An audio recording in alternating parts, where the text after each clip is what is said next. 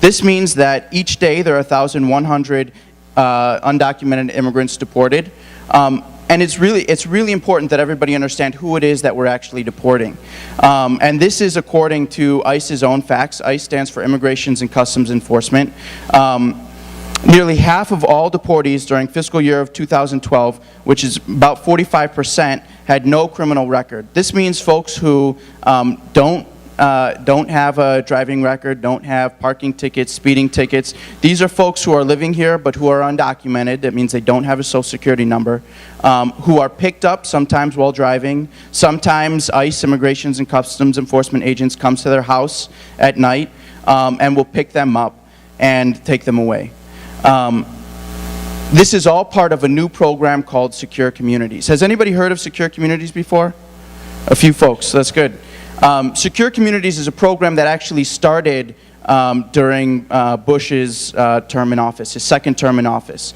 It's a program that essentially fast-tracks how we deport immigrants. What it does is it connects local law enforcement to ICE, Immigration and Customs Enforcement, and the Department of Homeland Security. So if you're an undocumented immigrant, and let's say you don't have a driver's license, you're driving from here to Rantoul to go work or to go visit family, and you're picked up along the way.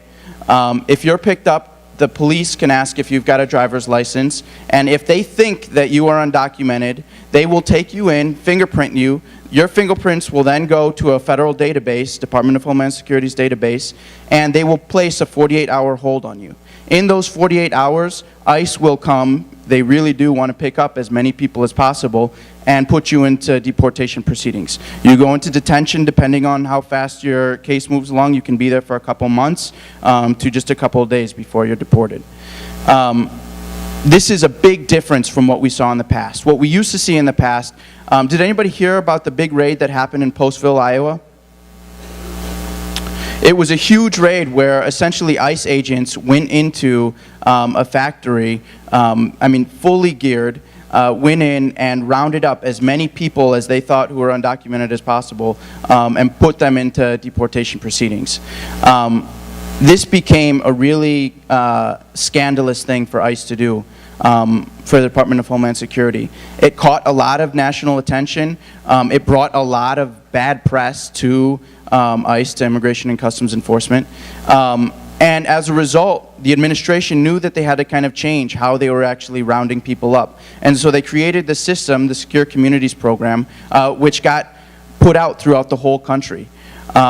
It's a program that has become incredibly effective. It's the reason that we've actually seen so many deportations. What's really, really scary about this, when you think about, those numbers are kind of hard to grasp, but when it comes down to it, what's happening is a separation of families. So about 22% of deported immigrants are parents of U.S. children.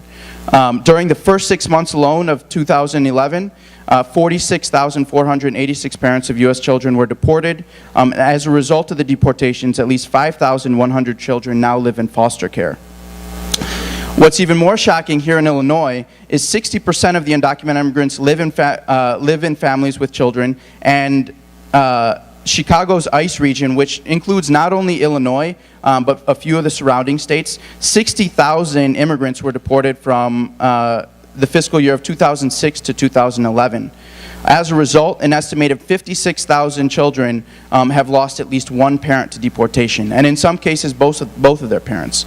So what we're seeing across the state is this huge, it's separating our families, but it's also creating all these problems within our education system, within healthcare. I was just at a Champaign school last week, and the stories that we start to hear of parents who actually have kids going through first grade, second grade, third grade, meanwhile are thinking about their parents at home who could get deported, is astounding. And it's something that you don't really hear of. It's not something that gets reported in the news, and it's something that most people don't really think about.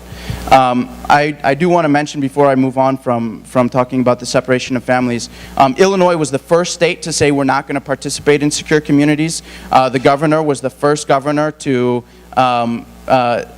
officially tell DHS, Department of Homeland Security, that we're not going to participate in this program. I know, it's worth an applause. And essentially the word that we got back from the federal government was, it doesn't matter what the governor says. This is an agreement that we have with local county sheriffs, with local law enforcement. You guys cannot decide to opt out of it. So we're going to continue to work against you guys and make sure that we're continuing this program.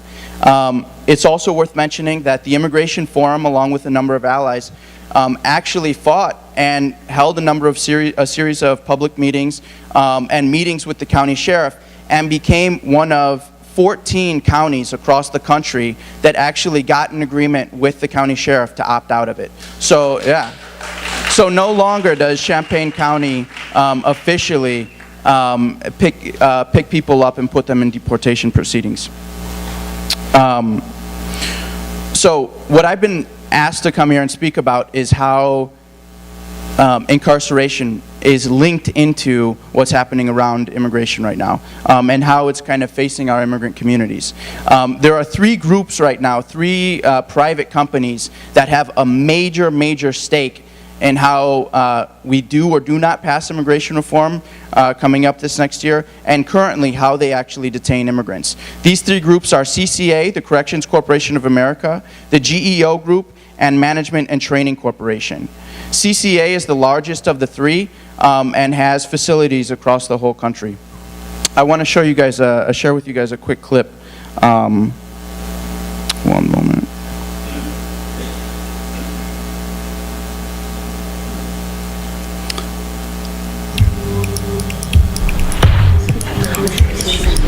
In the state of Arizona, this is legalized racial profiling.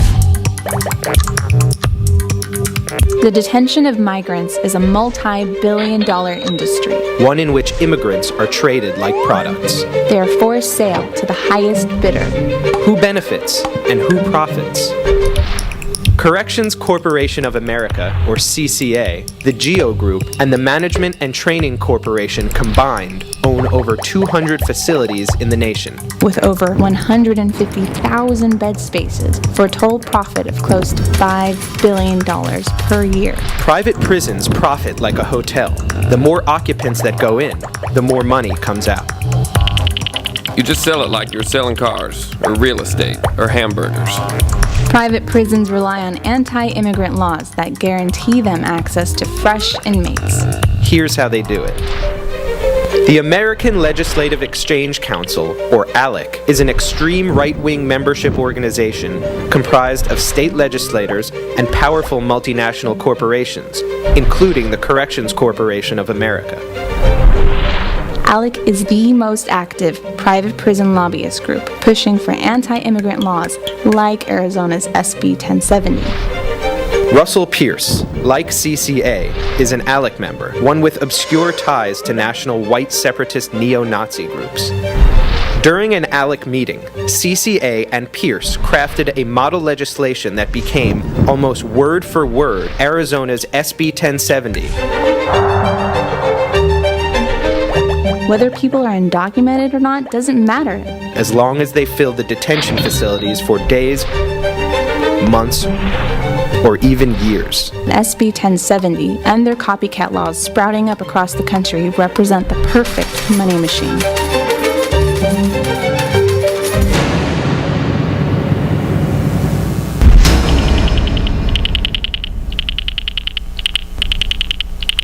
So when I first learned about CCA, I had understood it as a company that,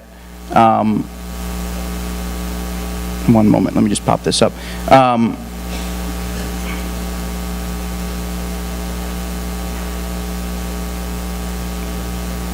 I had understood it as a company that only locked up immigrants, that only locked up undocumented immigrants. And the reason I started to get interested in this company was we had learned that CCA was actually considering Illinois as a place to build a for-profit prison. And I just want to share a little bit about the way that CCA actually thinks about its contracts. So CCA, you guys can kind of follow along as I'm going through, but it's actually grown as we've actually seen crime rates in different states go down. And we've seen less people being incarcerated in a lot of different states, and yet they're still making a profit.